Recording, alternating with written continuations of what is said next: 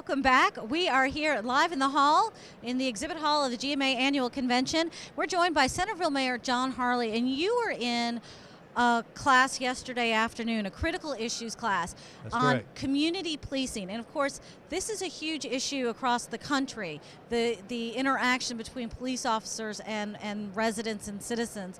What did you take away from that session?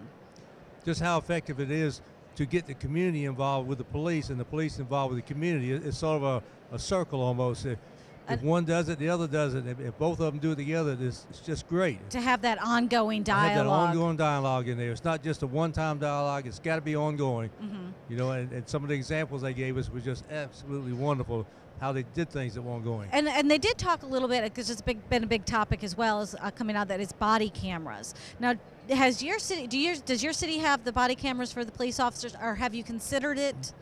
What we have now are Google glasses. Oh, cool. They wear the glasses, and they pick up everything, and they see what the police officer sees, not just what's on the body. So as whatever the police officer looks at, he or she, you know, it picks it up.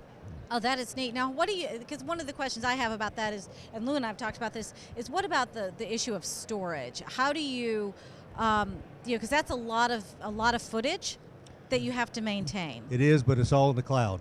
Okay. You know, the program is set up through Google that it actually goes to the cloud. We're the first police organization in the United States to have that, believe it or not, and it's been working well for us. There was some little startup problems. How big is Centerville?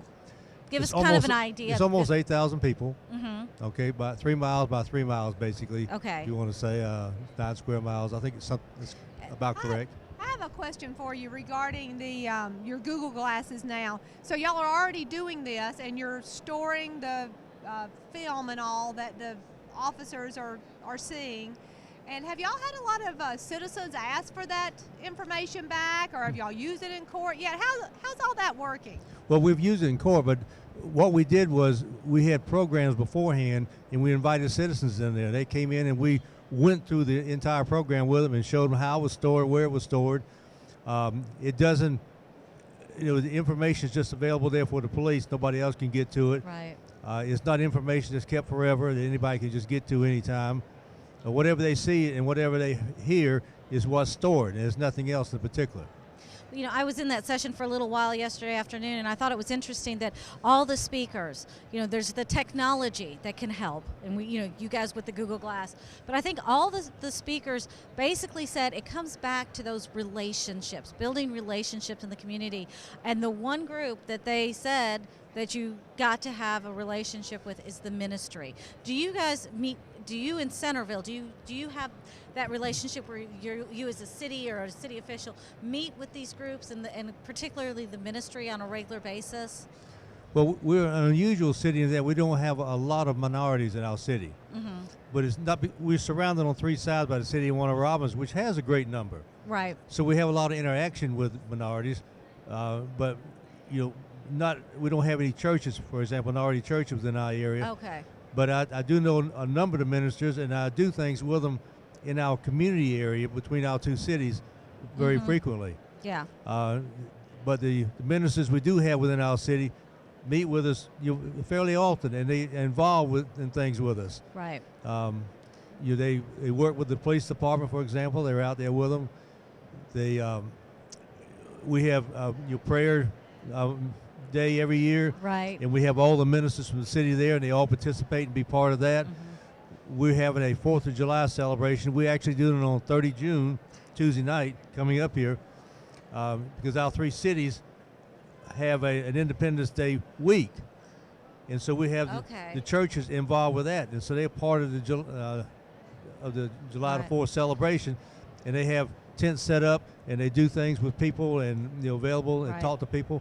Let me ask, because you know, when that whole thing with Ferguson happened, what went through your head? Were you thinking about yourself, like as a city official? Did you kind of put yourself into that position of, if this were to happen in Centerville, how would you react? Did any of that go through your head, or was it more, thank God that's not, you know? Yeah, thank God it wasn't us, but I don't see it happening in our city. We have a very diverse police force. You know, we have a number of minorities on it. Right. They speak a couple of languages, so there's not any difficulty in that area. So we've done that deliberately. You know, there's not just males. We have females on the force in there, and you know, it's. Well, and that was one of the other things that they talked about was some of these, especially the smaller cities, have a harder time with recruitment of of police officers. And to get that diversity, to make your police force look like the community that they're working in. Have you guys had any issues with that, or have you kind of overcome that? I can't recall ever having any issues with it because we try to be proactive in that area. Right. You know, and we have well-trained people. As a matter of fact, a lot of our officers are now certified trainers. So we use them, you know, to help train police officers in other areas, including Robins Air Force Base, for example. Because we have agreements with them to do things back and forth. Yeah. So. Well, I know they said that was a particularly a bad issue, a big problem in the Metro Atlanta area, where there's so many different agencies, and so just such a variety of budgets, where a police officer can get trained in one area and then be picked up and get paid much more in a North Fulton city than they would say in a smaller city in the Metro Atlanta area. So that was one of the issues that I know they identified. And that has happened occasionally, but if we pay for our officers' training initially to begin with, for example, they have to sign a contract with us, so they have to stay with us for a certain time period, or if not, a city can buy it out the remainder of the contract. And that's where we only had one person actually move, and another city bought out the contract on it. So they had to pay for that. Right, yeah. but we provide police cars so they can take them home. Okay. We do that, which is a very big incentive, Yes. particularly with our city and our area over there. And we very our pay level is probably better than a number of them around us. So you're the one that everybody else doesn't like. That's correct. I have a question for you regarding your officers and how they get out into the community. I know a lot of times the officers will go to schools and they'll teach children about, safety and different things. Do y'all do a good bit of that too? We do. Both the police and the fire department go to our schools within our city limits and participate in there. And we will sometimes go outside the city limits and have demonstrations, things for people to come look at. Police officers, there's a computer program where they wear glasses and kids can say, this is what happened when you drink and drive. And they look at it and they say, oh, wow. There's they a big thought they had difference. control. They didn't have control. Well, that's So- great. Are you going to be doing anything differently in Centerville as a result of the class yesterday, or did it affect your thinking about the way you guys do things, or do you feel like, okay, we're doing things right, we're on the right track? I think we're partially on the right track.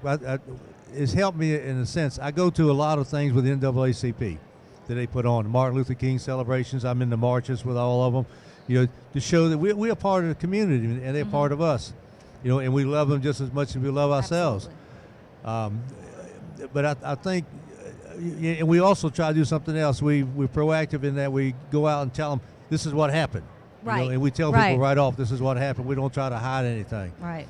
Which I think is a great idea. I was very, very pleased to see in Valdosta how they have worked that out. They talked about, the chief of Valdosta really emphasized the need for transparency, and he's the first one to tell his bad news. They had an incident, and he was the first one to tell everybody this is what happened, and we are sorry. And I think that apology sometimes is the lost step that people don't do. They don't say I'm sorry. They get defensive. And I was very refreshing to hear him say when they had made a mistake, he admitted to it and apologized. Well, I see in our city, I'm very close to a lot of the people in there, and I talk to a lot of them. But my police may not be as close as they should be. And I see some opportunities after that to say, here's something we can talk to our police about, and make sure they get more involved in the community from a different level than we've ever thought about before. Yeah. So Ferguson was a great lesson for the whole country. Right. It was very much a cautionary tale. Cautionary tale. You know, Very good it's like if you can't be a description. good example, at least be a cautionary tale. Yep. You know, and Yeah. Be the example no one follows. yeah, yeah. And I think there were so many lessons that actually come out of Ferguson, just not just from a policing standpoint, but also from a governing standpoint and a public relations standpoint. There were a lot of lessons that could be learned from what happened there, and you know, you hate to be that government that sets that example. Yeah. You know, I I think agree. sometimes when things happen, your first reaction is to clam up and not to disparage the members of our legal community, but once you've consulted your attorneys, they're like, say nothing. You know, because if you say something, you're going to hurt yourself. I mean, did Right. they address any? I wasn't at the community policing session, but did they address any like public relations things like Amy has said and you've talked about being honest and transparent with your citizens when things do happen? Yeah, they talked about the media to a great extent, and I stay close to the media on purpose because I don't want to be surprised. You know, they'll call me up and they say, "Well, Mayor, I heard about whatever." You know, I'm sorry you didn't already hear about Right. it. Let me tell you myself what goes on. So I try to do that with them. Well, and Lou, to your question was interesting. It was again the mayor, the chief of Valdosta, talking about an incident they had where a police dog inappropriately bit somebody, and should not have done that. It was a child. Yeah, and the family did not sue. The chief, immediately told the mother. You know, they sent a police officer to the hospital with the mother. You know, and He sent senior leadership over there. yep, He immediately called the SCLC and the NAACP and told them exactly what happened and said that they were at fault, you know, and that Yeah. they were in error in what they and, did. and the family and So did they're not very sue. corrected. proactive. Yes, They're very very proactive. proactive, and there's been no lawsuit against the city Yeah. because of it. So, you know, sometimes, I mean, and your attorneys are there for a very important reason, and it is good to listen to them. But I do think, you know, being able to say I'm sorry when something goes wrong goes a long way to keeping those, you know, maybe keeping those lawsuits from occurring. But And I think it's about taking responsibility more than it is saying I'm sorry. Right. It's like, yes, right. our police dog bit your child. That was wrong. You know, and we're sorry about it. Right. And we want to be here because we're this gonna is fix this, traumatic, right. you know. yes, That's right. To you. Well, and as he said, and he fixed it. You know, it's like Yeah. there was a situation, and he fixed it, and he addressed it, and it was done with. But it was really good to see that class was packed yesterday. I came There in was a a lot little of bit buzz late. of excitement in there too. If you Yeah. were in there, you probably felt that buzz of excitement in there. You didn't see anybody get up and leave like you see in some of the classes. They'll take breaks outside and things. They No were one staying falling there for asleep, huh? No. Everybody it. No wide one falling awake. asleep. No one We're all falls wide asleep. awake. But you know, because I think it is such an important issue, and because, and you said to me earlier that you spend time in municipal court, so you know that oftentimes that is the only experience that the citizens sometimes have with their city is when they get that speeding ticket and they show up in municipal court. So if their only contact with your city is through a police officer and through the courts, you don't want it to be a complete total negative experience because that reflects upon your city. That's correct. You know, and going there, you find out what's going on. Mm-hmm. You know, and sometimes you can pick up some things, some nuances in there that you can use to make your city better for the Right. citizens, because that's why they elected us, to try to make it better for them, make them happier in what That's they're right. doing. That's right. Well, we appreciate you being here with us today, and appreciate you taking the time to be in that class and to take those ideas back to your city with you. And hope you have a great rest of the weekend here. There's so much to see and do, and you know, there's this police car behind us. We're kind of hoping they're going to, do a door prize and raffle that baby All right. off to us. That might be Thank more you so likely much. as they put us in the back seat and take us away. That's it. Probably true. Thank you so much, Mayor. We appreciate it. Thank you. We're going to go back out to Aileen out in the exhibit hall, meet some other exhibitors who are here with us this weekend.